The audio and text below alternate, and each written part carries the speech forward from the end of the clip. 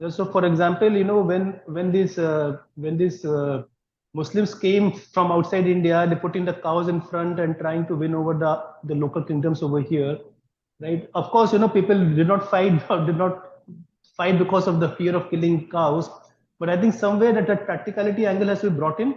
That yeah, even if it is happening because of the higher reason, then we should not feel extremely guilty about ourselves by doing something. Likewise, in this Tirupati Laddu thing also, I personally feel that if, I mean, again, we have to see in the scripture what is the law says, but if somebody has done this without knowledge, if somebody ate that laddu without knowledge, I don't think Krishna is so stupid that he will punish that person for doing this one so thing. Yeah, And yeah, correct. somewhere the sadhakas also should not feel overly guilty about it and go to a trauma that what we have done. So Yeah. I don't know. This is just thought from my Very, side. very good. In fact, yeah, that brings us to the point of Tirupati Laddu. See, it's a point. Try to understand the psychology. When you overly focus on the fault of an action and think that things are going wrong, eventually what will happen? You will stop doing the action, correct? Are you getting the point? Like I gave the example of marriage, right? When people overly focus on the problems in marriage, what happens? They just stop marrying. They stop that action itself. So eventually, such a thought of aversion towards an action takes you to that tamoguna only. Like Arjuna, what was happening to him? He was overly focusing on the fault of a Kshatriya's job. He was thinking that I have to fight Bhishma and Karna, and that Bhishma and Drona, and that fault of killing his grandfather and teacher was so prominent. And he was so averse to that idea, he couldn't take it. So he was like, how can I kill these people? So let me better not do it. Okay. So any of these actions, and you gave very good examples. I agree with you on these. So overly, when one thinks that the fault about an action, if you overly focus on it, it will make you eventually averse to the action itself, and it will take you to tamoguna. That's the point, which is very, very No, psychologically true if you think about it. Yeah. no, very true. Because I was just thinking when you said this is a very nice point. So like a lot of us are not thinking about going vegan because we are thinking that milk, curd, ghee, everything is contaminated. So let's go vegan. Let's not drink any sort of milk, right? So in a way, what you are saying is the same point that you Yes. get the action itself, and maybe after one generation, it will become like oh, dairy products are prohibited in Hinduism. Yeah. Okay, that will become the understanding. Yeah. So you go away from scripture only eventually. See that. Correct, See, correct. Bhagavad Gita is so practical. Krishna is telling us, hey, don't become too averse to anything. And even this marriage, I'll tell you, I've seen this very closely. Many young people, overly focusing on the problems in marriage. It has problems, but it is ultimately a purifying system. It is Krishna's system to purify you. But when you go away from it, thinking that I don't want to do this, no, that's not how it is. Sorry, you have gone away from Shastra itself. You have gone to Correct, correct. Rajoguna actually. You're not. You get it. So yeah, very good example of vegan also, right? Yeah. So coming back to this Tirupati laddu, I wanted to say something on that. See, if you see this carefully, one major challenge in this whole thing is, I mean, let's go into the psychology of why such problems come about. See, such problems come about eventually whenever there is too much of centralization of resources in one place. Correct. If you think about it carefully, in Sanatan Dharma, no religion, no place is considered superior to all others. There is nothing in ours like that. Tirupati is the most important temple that everybody must go. Or no place is like that. Correct. Unlike the Christians have Vatican City or the Muslim people have their Mecca or whatever. We don't have any particular place as the most important place. There are several holy places, and each of them have its own glories and importance. Okay, so when centralization happens of resources, corruption is inevitable. See, this is a phenomenon, this is a truth which we cannot escape from. Whenever there is centralization of resources, whenever too much resources come in one place, then there is corruption. Okay, so now see, now many people feel that if government gives up control on temple, it will be good. Okay, now if you think about it also deeply, private corruption will be there. correct? And private corruption can be terrible actually. It can be even worse than government corruption sometimes. Right? I mean, I don't want to give examples, but if you think about it very deeply, in private organizations also, corruption can be there like anything. It's not that private is immune to corruption. Okay. So the main problem is, so I mean, you go back to Chanakya. So the Chanakya says that no entity or king or no particular thing should become overly powerful. Okay, when too much money comes to one place only, then corruption is inevitable. All types of corruption. Okay, so just to give an example, there's a very famous temple in Mumbai. I will not take the name of that. Not ISKCON temple, some other temple. So they have a lot of money. So it seems some time ago they offered check. They said to one of our ISKCON centers, we will give you some 450 crore in check, and you give us 200 crore back in cash. A very famous temple. This the people who did this, right? So basically, so why is this happening? Because of centralization of resources. Because they get so much money. You see, all these temples, like Shirdi, Siddhivinayak, many of these temples, so much of money comes in there. Inevitably, there has to be corruption. There's no question that it will not be. Okay, anyone who comes on the board as a trustee, anyone will want to be like that. It's a law of the world actually. That when too much of money comes in one place centralized, when one entity becomes overly powerful, then there will be people who will think how to make money.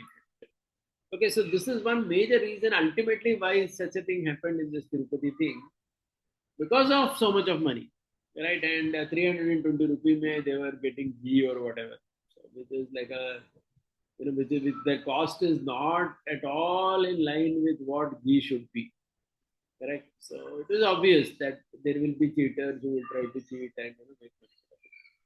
So one thing also, so that's why this Tirupati also, if you see now in the last 100 years, it has become extremely wealthy. It was not like this before. Even 100 years back, if you see the records, people would go, and even I have spoken to people who say that even the lines were not too big also those days.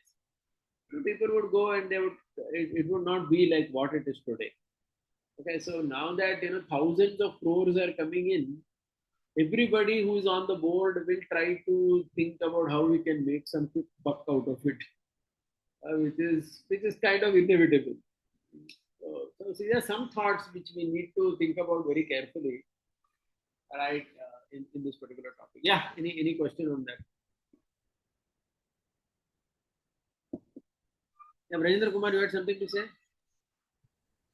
And with Prabhuji, Tulsi Lata Devidasi here. Right. Prabhuji, my straight question to you. So, what is the atonement, or what ISKCON is recommending that we ISKCON devotees must have eaten this Tirupati Laddu every Sunday feast, every now and then? So, what is the atonement that ISKCON as an organization asking their followers in a practical way to atone for Tirupati Laddu? Yeah. See, first of all, this type of even if there is a mistake, this is agyata. There is consciously done and unconsciously done mistake. It was obviously unconscious. All of us, we purchased Tirupati Laddu out of good faith. We never realized that they're using such a low quality ghee which is mixed with pig and so many different animal fat in it, fish oil and all that. Right? So it was unconsciously done. Generally, anything which is unknowingly done always has much lesser impact than anything that is knowingly done. Because our scriptures always maintain intention as a very important parameter to decide whether a sin was committed or not. Ajnata is always much lesser than jnata. Okay. And I don't think there is anything specifically to be done as well.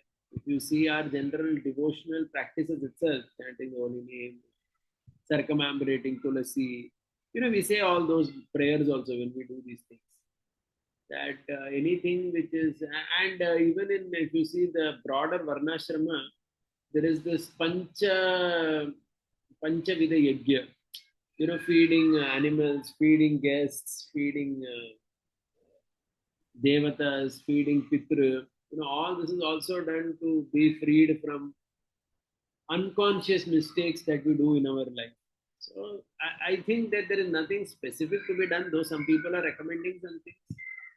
Broadly, just living your devotional life and doing the duties of a grasta as per Shastra, that itself is good enough, because these were not done intentionally by anybody. So In fact, Prabhuji, more importantly, what we have to be worried is how we have to ensure that we have to create an awakening in people to change the system. See, it's a simple thing. Even now, people go to all these government controlled temples and they keep putting money there. Okay, without even being conscious that actually the government who takes all this money and goes away, right? And they are controlling everything in it. So, not to say that private will be better. See, we should, even in our charity, we should be more conscious, right? You should give it to a project, you should give it to someone who actually deserves it, who will actually use it well. Okay, Krishna has said that in the Gita also. Charity is to be given to the right person. I mean, imagine you go to Tamil Nadu and one of these government controlled temples, you put the money. The DMK government is going to take that money and they are, they are having their own agenda how to use all this money and how to maximize their own profits through it. So the point is, I think that's a bigger lesson that we people have to learn rather than bothering about this prayaschitta business. Because this prayaschitta, this is going to be taken care by our routine devotional life and everything. But unless we learn the larger lesson, we are condemned to make such mistakes again and again as a civilization. thank you, Prabhuji. Thank you for the insight. But what I feel, I'm just telling on my plan that why don't ISKCON take some initiative to get all the congregation and devotees together? Okay, anyhow, our motive only thing is Harinam. So why don't they do Harinam? And why they don't bring cow and do cow puja in the ISKCON temples? In that way, that will be also agenda to get together and do holy name. So this anyhow, it has been done. We may got different lessons, but as an organization, why these authorities are just simply they are just mute, while other organizations like Shankaracharya, they are giving remedies that go to cow, do this panchagavya and do this all things, so that there should be some tangible. Prabhuji, I know we didn't do intentionally, but that is not a devotee thought. Devotee thinks, he feels emotionally, he feels bad. He can't be pacified with this philosophical words that oh, you Shastra don't tell, Shastra didn't tell. They want to do something substantial and have some specified thing, right? The two things. One is that yes, see, worshipping the cow and all, that's why these things have to be done as part of one's daily duties. See, in the Varnashrama system, worshipping the cow, I was saying, this comes under the Yogya concept, worshipping various animals, etc. I mean, worshipping various bhuta. This comes as a automatic remedy to these things. So, this is not to be done only because of this Tirupati incident. It is to be done in normal only. Because so many mistakes we'll be doing. I think another important thing that ISKCON and all temples have to do is they have to audit their own ghee. I'm in a committee in Pune. Since the last 2 weeks, that's the major discussion that we are having in our group about the ghee that we are having.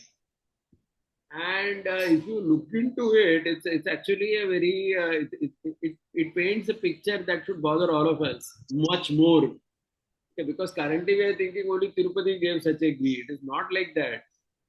Please try to understand it is not at all like that. Most of the ghee that we are all buying is all adulterated stuff. So we did an audit of it. We realized that even we were buying ghee, which was like 480 rupees kilo. We're not even sure what quality ghee that is, whether it is really ghee or. We can hope that it is dalda because that's the best thing that could happen. Is the least harmful.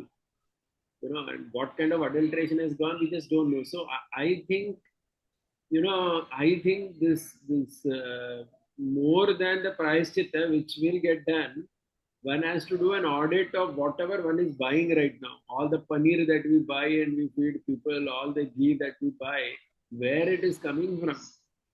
Okay. That's true, Raj. I agree with you. I definitely agree with you that ISKCON authorities should go. That is a bigger work to be done by everybody. Not only at organization level, even at individual level, as family, where are we buying our ghee and paneer from? What are we doing?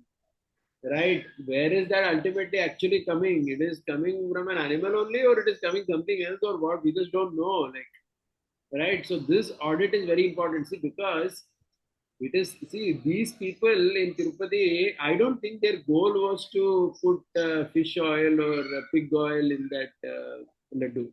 Hmm. Corruption. As a after effect of that, they compromised on the quality and this happened.